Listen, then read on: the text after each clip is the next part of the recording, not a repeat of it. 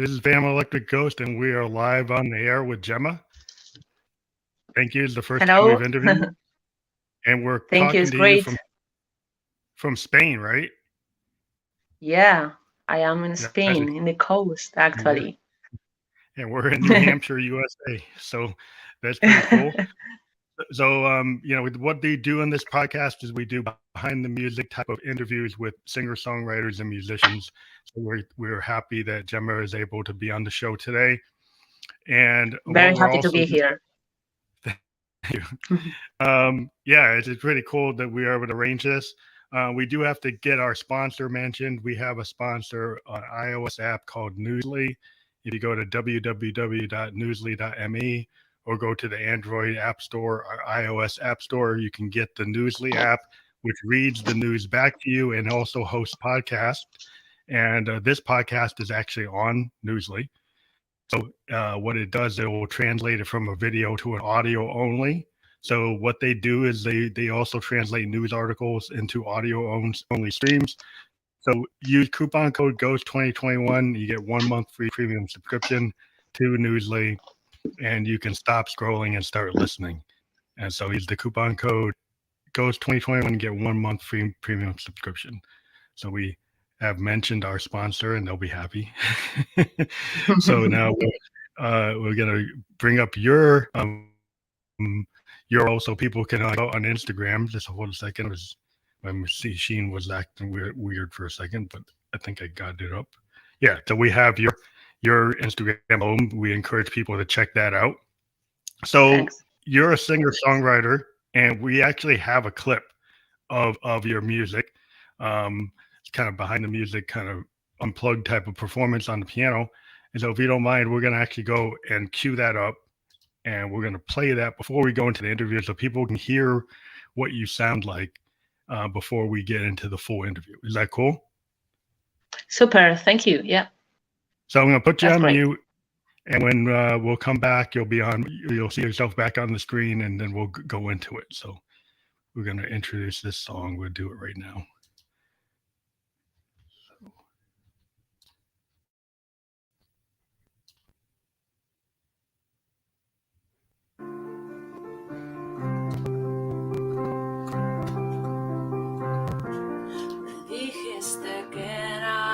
Muy normal,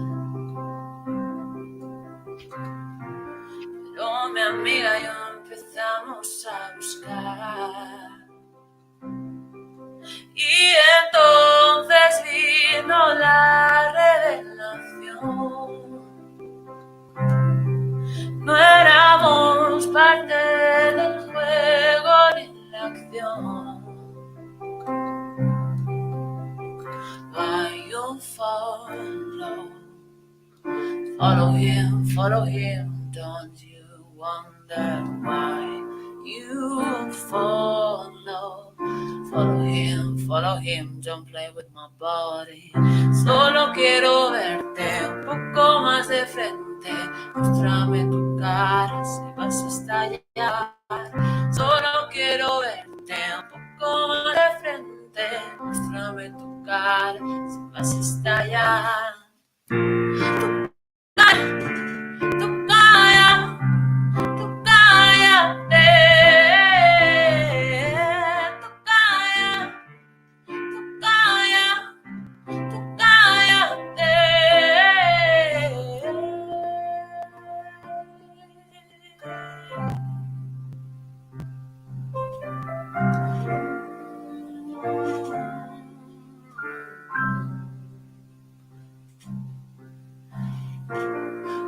Parecer que lo voy a olvidar, aunque me hierve por dentro esta desigualdad. Dime cuándo vas a mirar fijamente, poner tu cara para ella. Solo quiero verte un poco más de frente, muéstrame tu cara si vas a estallar. No te voy a hacer lo mismo, tranquilo, pero deja de decirme que es lo mismo si es un sanes. Estamos solo en femenino. Tú calla, tú calla, tú cállate. Tú calla, tú calla, tú cállate.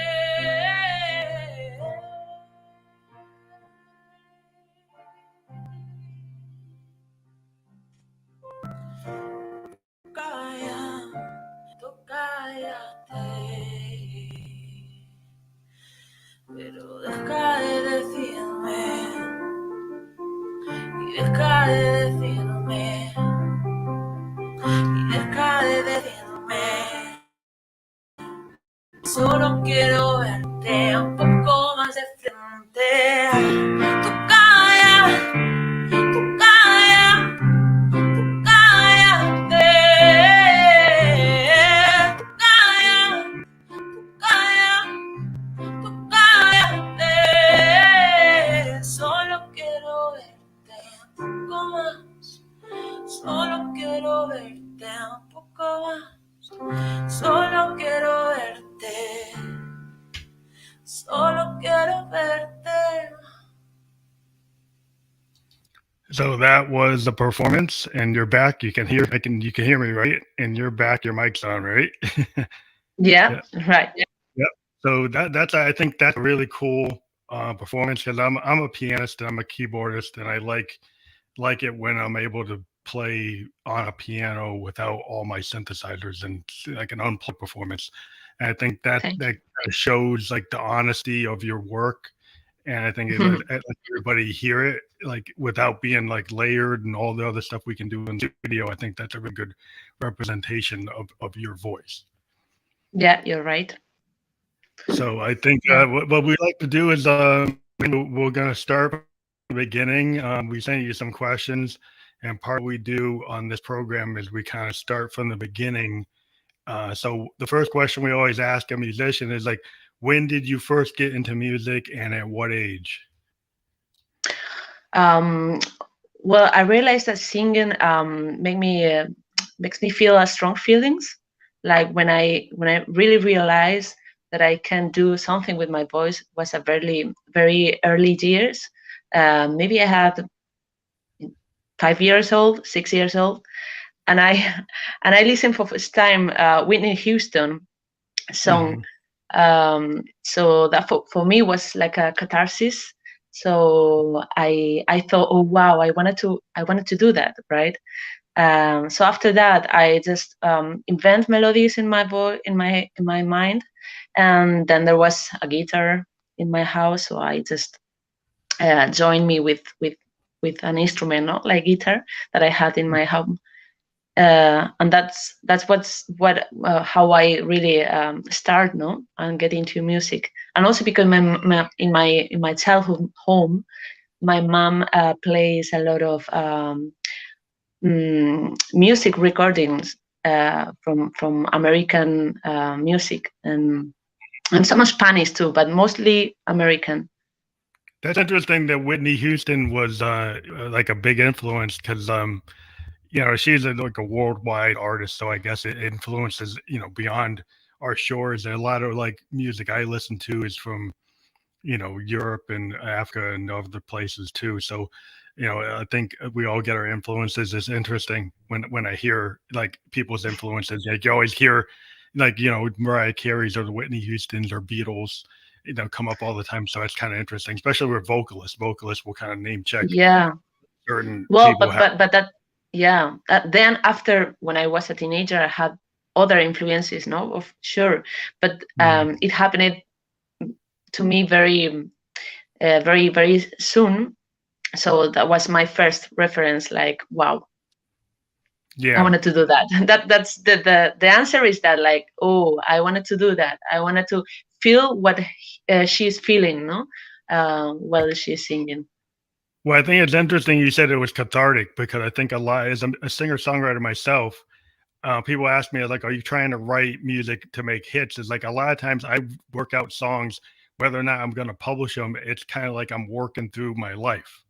Yeah. And I use my art to do that. And then a percentage of it I'll say I'll actually release it, and the other percentage was like cathartic, and then it gets me You to just skip it. Yeah. yeah, where And where it's just yeah, really it's like, yeah. yeah, that lets you know develop more and more and improves how you understand the whole thing about music. Yeah, and I understand that point.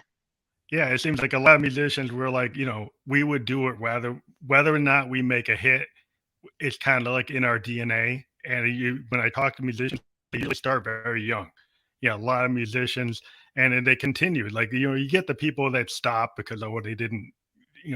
They had certain expectations. But I think a lot of people, like if it's in you, you never really stop. You keep on doing it, and you find your audience. Your audience finds you. Sure. Well, So you've been I working hope on it. so. You've been working on it for a long time. You've been working on music such as a younger person. It's like maybe kind of tell me the path. Like you started at a certain age. You've been working on it. When did you discover that you could actually, work on your own material and not really just sing other people's material? Or did you start right away? It sounded like you were working on your own ideas right away. Well, it wasn't until late actually because I was so embarrassed. For me, it was really feeling deep inside. So I feel very, very embarrassed to show the others my talent. So it wasn't until my 50s when I get more into the playing the guitar and join with the guitar my voice. It wasn't until that I didn't really mm, work in composing, no, for example, Mhm. and it took me a lot to feel secure um, inside to show my voice and how I feel, because I always said that I feel it's so naked Yeah, that I have, yeah, personal, yeah, like naked, yeah, like feel naked.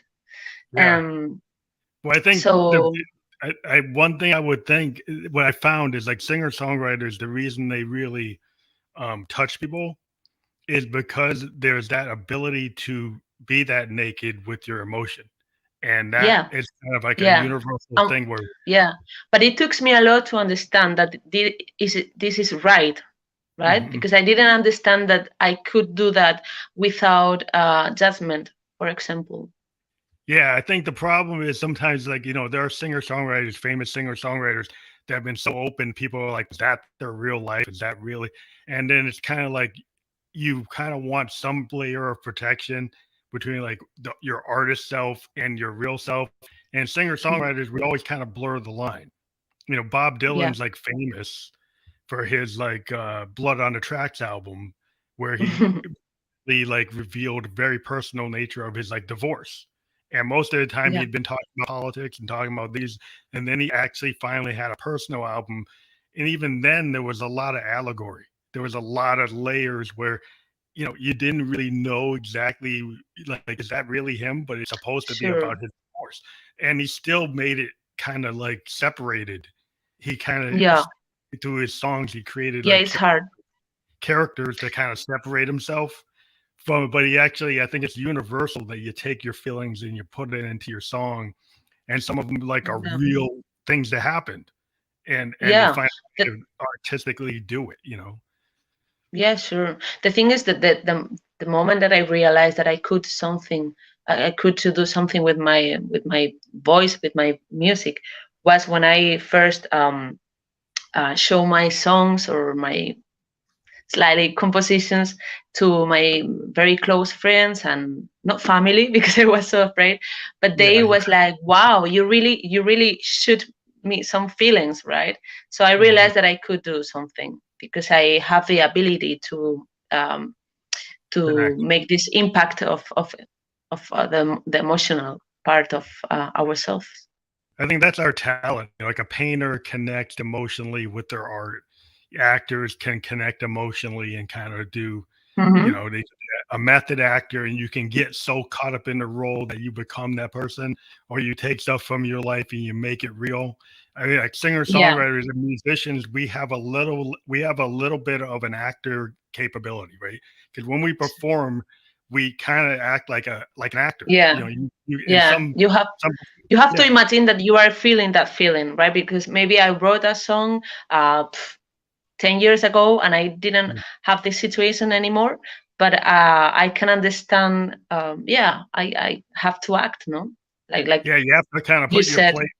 put yourself in that place, because if you have a very Yeah. emotional song that has a lot of emotional power in the voice, even if you're not feeling that way, because it's not the day you wrote it. Like the day you wrote it, that's the way you felt. And then suddenly, as a musician, you got to go on stage, and you might not feel like that today, but you still got to figure it out to kind of carry it over. And so that's where we can become actors, and we have like stagecraft, and we can put a mask on. I think every musician, when you go on stage, Have to is do it. somewhat seems like the other you. It's like another version of you that's maybe more extreme than what you really are. But in order to be able to do songs, that's who you are.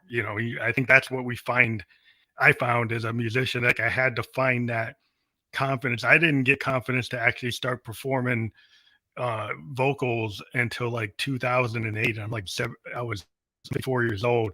I mostly played keyboards in bands. I never sang. And then suddenly I realized if I'm ever going to have my own work, I actually got to sing it. I can't just, I got to actually, and then I had to spend a bunch of time trying to figure out how am I actually going to sing. And it took a while. I mean, I didn't start singing. I've been playing since I was 17. I didn't start singing until 2008. So it is a process. It takes a while. It is a process. Yeah. And I've been improving that process, and I feel like ready to, I was ready, like even you are not always, no, you are not never too ready to to be performing, like super confidence, but I feel that I'm in my moment now to release my recordings and everything. So the other thing I like to ask is like, you did mention some of your a couple of influences. I think Whitney Houston. Maybe you talked about some maybe other influences or references people could understand. Yeah, sure. When I was like in my teenager, like 12, 30, 40 years old, till 80, more or less, I found that I discovered a lot of music that I get interested in, like like the best singer, like Aretha Franklin, Janis Joplin, even Jamiroquai, Eva Cassidy, Neil Young. Neil Young. Yeah, I love Neil Young. Yeah, Otis Redding, I love it. And most of all, I get very, very deep with Lauryn Hill. I love her. Amazing. Yeah, that stuff. The work she did was kind of point in time with the Fugees and her solo album. That solo album Unplugged is like wow. Like very, very. Solo record, that was so good. It was just unbelievable. A lot of power. I feel very influenced by Lauryn Hill. That's interesting. You mentioned Neil Young, and like in a lot of my music, I'm an electronic musician, and people are like, how could you like Neil Young? I like his Crazy Horse stuff. I like the stuff he does with the Crazy Horse, because part of my music is kind of like Trent Reznor and Nine Inch Nails. I got a very aggressive kind of industrial kind of punk power. And I like the way that Neil is able to do his like Nashville, really intricate country music, but then he also does this kind of grungy, hard rock, kind of punk influenced music with Crazy Horse, and he can kind of go both ways. And I always thought that was interesting that he's able to have that range, because he's a folk singer, and he also goes and does heavy rock, and so he can go between the two, which is kind of cool. And also his voice, isn't it? Like it was very original, like in terms of. Yeah, it's very emotional. He has a very interesting voice where he lets it get like the vulnerability. I think the cool thing about Neil is he allows his voice to be very vulnerable. He kind of is, he doesn't actually try to make it perfect all the time. Sometimes that's I think that's something that I'm very interested in. That's very. I feel that nowadays with autotune and I don't know, it's something about perfection that is in all the medias, and I find very interesting to see an artist without fear to shows um, the weakness, no? Yeah, well, I think the thing about the 70s is people, even in the 80s before all these computers, is even the 60s, is the fact that you could go, Bob Dylan doesn't have the most perfect voice. And Neil Young allows the vulnerability to be in his voice. And even though Joni Mitchell, she has a certain level of vulnerability that people today, I think because of the computers, because of the digital audio workstations, one of the things they make a mistake, I always tell people when I'm doing production work, because I work with people, is I don't like to be perfect. I think that imperfection is part of the art. And Yeah, the happy accidents, and I always tell people, like, if you think about the Rolling Stones and you think about Exile on Main Street and you think about the way Jagger and Richards wrote that, there's a lot of imperfections in the timing sure, and because the it's vocals. yeah, It's more natural. And I try because to, this human part is more important, right? yeah, like Exile on Main Street is one of the greatest rock and roll records because it's like a mixture of blues, country, and rock, and it's kind of unstable. It's not exactly perfect, but it's perfect in its imperfection. Yeah. It's kind of like I, that's I what think I like. from with I wanted to say maybe it comes to my mind. Just maybe from it's a joke, right? Maybe from Whitney Houston, we all became more perfectionally like Well, in yeah, I our mean, she's voices, got, no, like was yeah. too good too. Well, Whitney kind of comes from that Motown kind of classic soul, like Aretha Franklin, Motown type singers like in the Nat King Coles and the Frank Sinatras. There was a whole thing about having a perfect pitched voice. And I Yeah, understand there's a whole history in music where people were professional singers and they actually didn't write the songs, right? They actually are professional singers that had really good voices, multiple yeah, octave, 5 octave voices, or really good baritones and sopranos, and they focused on the voice. And I yeah, understand that. yeah, And there's still a lot of people to do that. But my whole thing is I think that you should allow the imperfections to be there, and that's part of the art. It's like an artist, a painter. It's like a painter's going to do that painting, and yeah, it's the layer is what it is. It's kind of point in time. And sometimes when you're recording, if you think about it, like you do 10 takes, probably take 1, 2, and 3 are closer to your original intent. But if you ever take it to like take 90, you get so far away from what you originally were going to do, right? sure. That you're spending I, your time I trying to agree. make it perfect. You're trying to make it perfect. And the third take probably is the best one because it's closer to what you really wanted to do. And the problem today is people try to take 100 when they should Yeah. take 2, 3. I'm a little bit like that. I have both, right? I have like I'm very perfectionate about the how I sound and everything, and I understand because we have all this culture about perfection and like with Beyonce now, no, like how can it you feel that you have to do it right? But also it's very important what you are saying because sure we forget about how beautiful are the imperfection.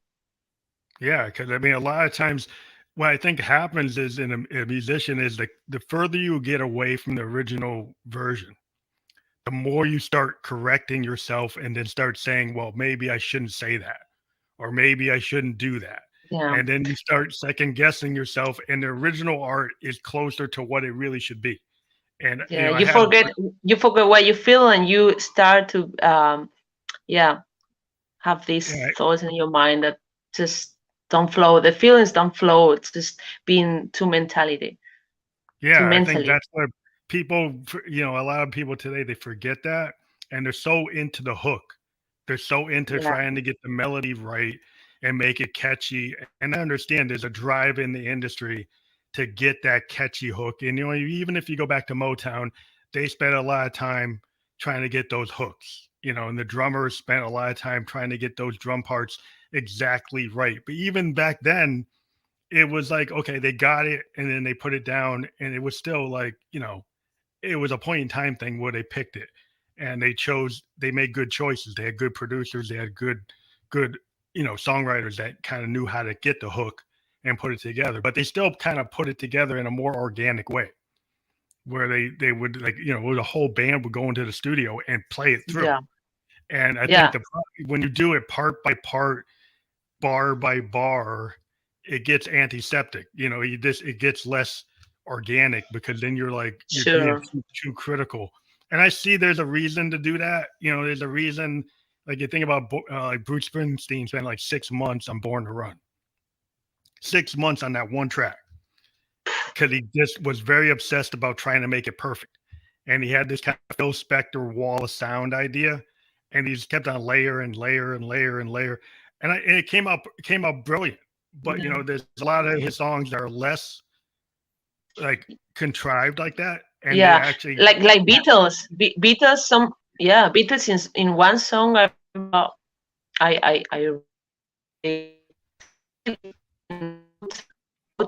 guitar, right? So yeah. do you hear me? Yeah, Can you hear yeah. me? You lost it a little bit, but you come back. You're back. No, Right. I was saying that the Beatles, they, am I? Yeah, you're back. Hello? Okay. Yes, they're here. Yeah, well, definitely you're right. I agree. What are you saying? Yeah, I think like George Martin was like, his production style kind of took what the Beatles were and enhanced it, compared to like just them just playing live. They started using the studio as an instrument, and I think that's what people do with their DAW. You use your DAW as another instrument. And I think is like the trick is, how much do you do? I think it's a degree. Like, if you think about like guy like Prince, like you think about like when Doves Cry doesn't have the bass line, right? And it was a choice Yeah. to pull it out. And when the bass line's not there, it actually sounds totally different. I've actually heard the version that has the bass line, and there's a good reason why he pulled it out, because it just sounds better without it. And there was a lot of people who were producers that said you can't put a song without a bass. And then it's like, well, sometimes you got to break the rule, because the song deserves it. Certain songs, Yeah. maybe there should be no cymbals. Maybe there should be no hi-hat. It kind of is like what it is. And if you have somebody, we always have to have the hi-hat. We always have to have no, you don't. You have to do what serves the song. Yeah. The song, if the song requires it, then you do it. But you just don't do it because the last 10 songs had it. Sure. That's the reason I think that everything can be possible, everything can be right, as long as you do it from your truth, right? If you really feel that the bass don't have to be there, or if you really feel that that you want an algorithm to make a song, why not doing it? It's all right. We don't have to be like catastrophic or too complacent, about that, but I really think that you have to do it with your truth, and experiment and explore, and be obsessed. Yeah, you say obsessed. Why not? Picasso says that you need obsession to make art, no? And I mean, you have to be a little obsessed, because the thing about it, like, how many hours did you take to learn how to play piano? You kind of have to be you have to be directed as a musician. Yeah, right? You have yeah. to perfect And sometimes, sure. Yeah. And sometimes you have to be very focused on it in order to improve. Sorry. Yeah, because you perfect your voice, you perfect your guitar playing.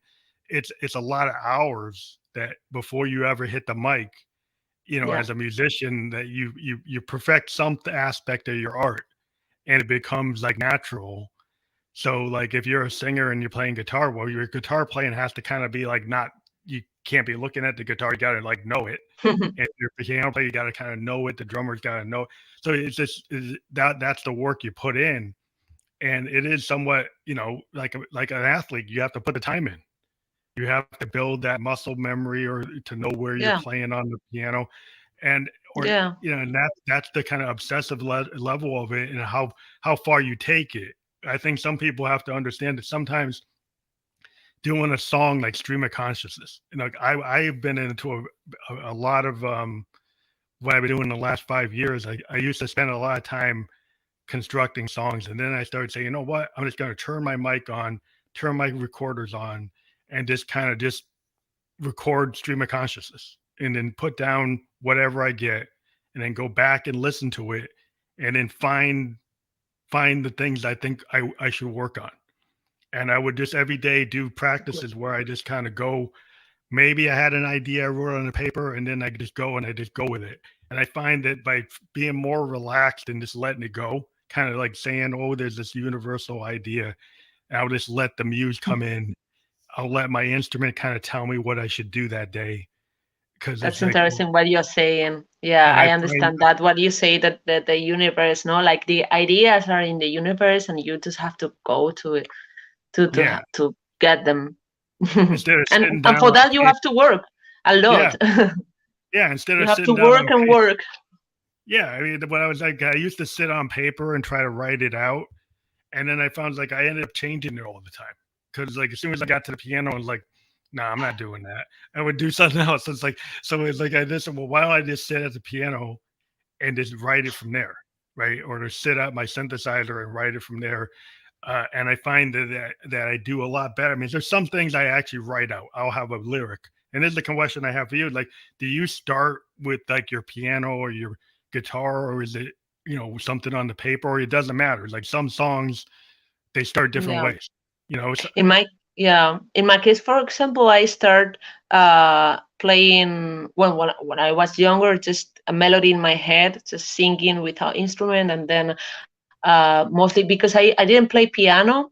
I didn't have a keyboard till my 25s. Well, actually, till my 30s or something like that.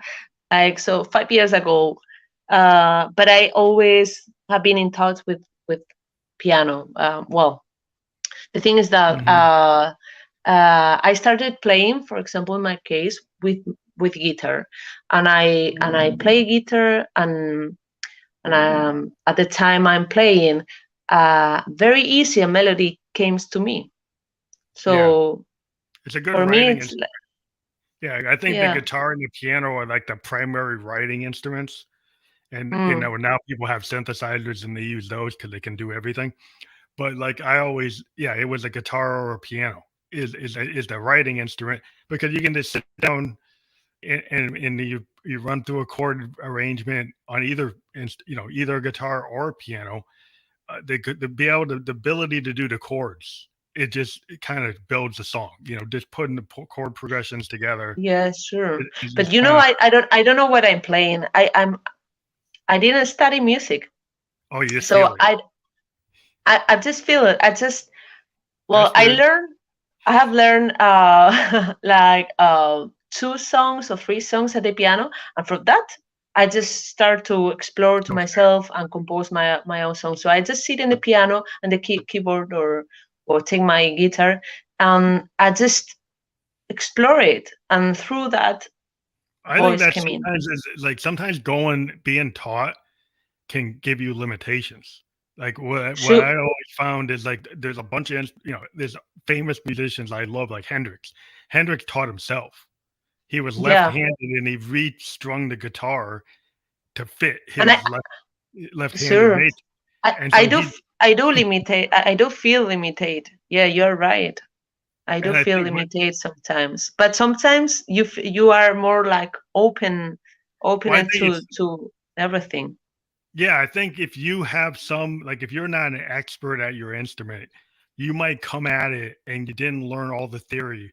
You come out, sometimes people come from that background. We come and do things that other people wouldn't have done, because like people who are taught the music theory, they're like, oh, I'm only going to stay in this lane. And they Yeah, never go outside that lane, where somebody's like, well, why not do that? Like, so like, I never really, I took some piano lessons, but I wasn't really heavy. I was a clarinet player. I knew how to play my clarinet, but I knew that I couldn't really write anything with a clarinet. It's hard to write like a song with a clarinet. I can do the melody, but I need a writing instrument. So I started learning keyboards, and I got really into synths, and I really taught myself by listening. I'm kind of like a lot of people like African American, we kind of play by ear. And I just Yeah. I listen to something and then I can pick it up and I can find the Cool. chords, I can find it. And it's just like that's how we do it. And it's always been a lot of African Americans. We never even went to school for it. We just pick it up. And I think it's nothing wrong with doing that. Most of the blues guys, most of the famous blues men, Led Belly, Robert Johnson, B.B. King, they all kind of taught themselves. Yeah. And Well, also, yeah, you're right. Also, in my case, is my first instrument is my voice. To be honest, so I've been taught. I explore more in the technical way. I explore more my voice in that sense. No, like it's my first instrument, but keyboard. I love keyboard. And guitar is my first instrument before keyboard. So, but my instrument is my voice. Your voice, definitely. Yeah, I've talked to singer-songwriters, in the past for since 2018. We've had like 140 interviews, and I would say like singer-songwriter singers always mention, and they need to tell people like your voice is your instrument, and I understand that because it is, and Yeah. being a vocalist is being the people. What do you play? I said, well, your voice is your instrument. So like you're still a musician because that's part of the whole craft, and it's really necessary. Because I only played keyboard for a long time, and I couldn't really get a song heard if I didn't sing. So you have to sing to get your song through. If you want to be like an artist, you have to sing your own work. Yeah. Sure. So maybe I know you're working on a project. Maybe you want to talk about like where you are on your new album and the project you're working on. Yeah, sorry, I'm just going to connect my battery because I have a low battery. Okay, that's fine. Here we go. Yeah, that's fine. Yeah. Say again, please. Yeah, you're still here. Oh, what I was saying is, maybe you want to talk about the project you're working on because you're working on an album or some music, right? That you're going to be putting out. Yeah. Well, as I'm planning to move to Madrid in September to live there. I was living there for 3 years before coronavirus, actually. But so my plan is go there and record first 3 songs and then 3 songs more. And I mean, I'm really planning to record like 10 songs and see what happened with that songs and see what they sound. Because I've been composing till from my 50s, right? So I have a lot of songs, different moments, different genres, different influences. So I'm not afraid. I was afraid that to make an album with very different styles and genres, and so I wanted to be coherent, but I do want to be coherent to myself too. I have learned that if I do an album with a very different songs, between them, it is okay. Yeah, I think that's the nature. Like if you go back in the 70s, right, and you look at the age of the album, like people put together albums, and part of the nature of an album is that they are more interesting if every song isn't the same, right? So there's a lot of classic albums from the 70s and 80s that have a very eclectic structure, but they feel cohesive. Yeah, they feel cohesive. I mean, I think Prince is a really good example. Again, is Prince records, he had multiple capabilities. So on the same record, he could have a funk song, a pop song, a rock song, a dance song. And so they're not all the same. If you listen to his classic albums, they're not. Purple Rain is somewhat similar, but it's not. I mean, Purple Rain has like dance songs with just drum machines and then full rock songs and then ballads. It kind of bounces around. It's not all the same. It might seem like it is, you're but right. it isn't. And if you go to any of his records, they're very diverse in their structure. Yeah. Yeah, in a structure, but they have this coherence, between. I mean, like furthermore, like more like to do a techno song, and suddenly have a classical blues song, and Yeah, I think that's cool. In the other have a Mediterranean, influences and roots, and then I quite, because it's what I have been doing and what I have been working on all these years, and yeah, I don't know, A lot of people tell me why you haven't recorded before. I said, I don't know, maybe I didn't have the money, I didn't have the confidence, I didn't have I didn't have the chance, I guess. Well, I think it is a process. I mean, I've been a musician since I was 17. I started putting out records in 2016, and it took a long time. It's like between I was working, but I never put any records out until 2016.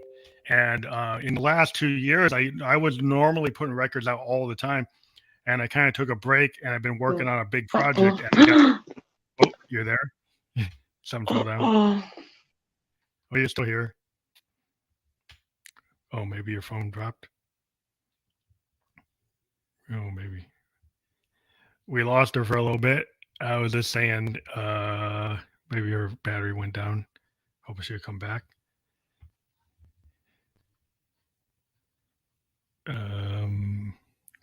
We're doing a really good interview. Hope she can come back. Because it was doing okay. I don't know if she lost her net, but we'll see. That's what happens when you do live. So we were talking to Gema. We've been having a good conversation. It's gone like 40 minutes. We'll see if she can get back on.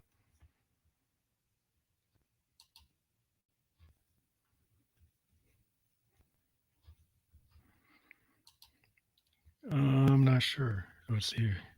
Hopefully it's just frozen. I don't know if she lost her net. Maybe she can come back in.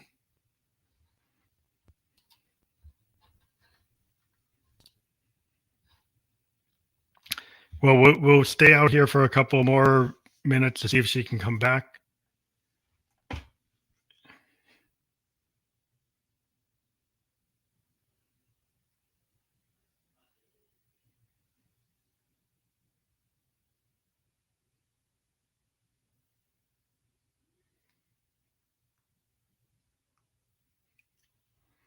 We'll see if she can get back.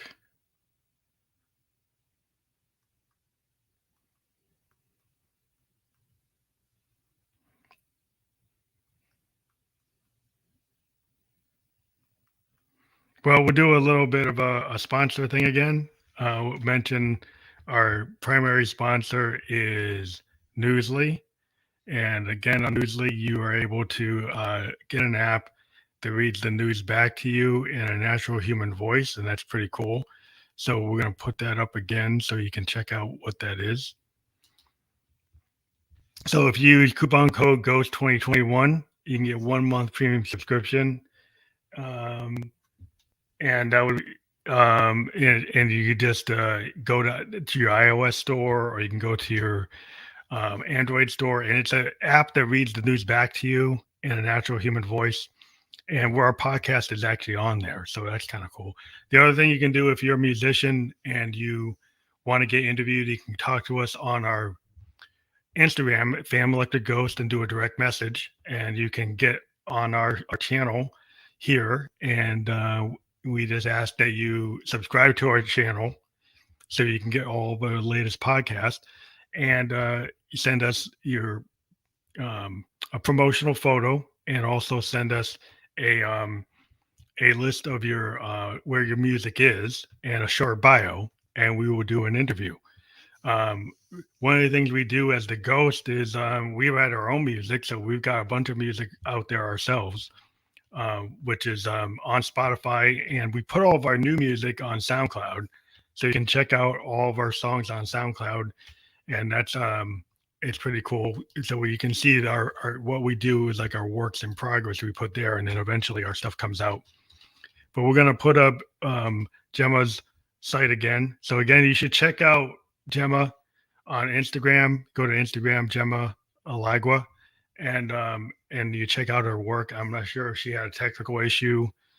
We did get a pretty good interview in, and we're just holding on to see if she can come back.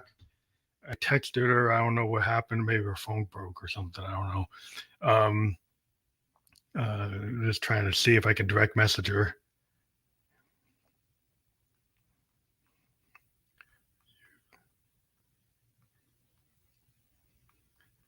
Just checking if she can come back, because it was going really well and I would like to finish the interview out. So I'm keeping it open for a little bit more. If we can't come back, then we'll just end it here, and I'll try to have her come back on again. I know she's working on a new record. That's what we were trying to get into. You should go out to her Instagram and really push it up, because she's got some really good material out there. You can see her videos of her work in progress. So I think she must have had some kind of technical issue or something happened, so we're not able to get back to her. But we do appreciate the fact that she was able to come on the show, and that was pretty cool. And so we got a good amount of time in, and we're thankful that she was out there and spoke to us today. So again, check out Gema Elagua on her Instagram. We'll have her link on this podcast when we end. And we thank everyone for listening to us today, and we hope to chat you again. And we'll try to get her back on the show again. And that would be really cool, because we think she's got some really cool work, and we were having a great discussion. So I don't know what happened, but that's the way life is. So we'll talk to you again. Thank you for listening to Phantom Electric Ghost.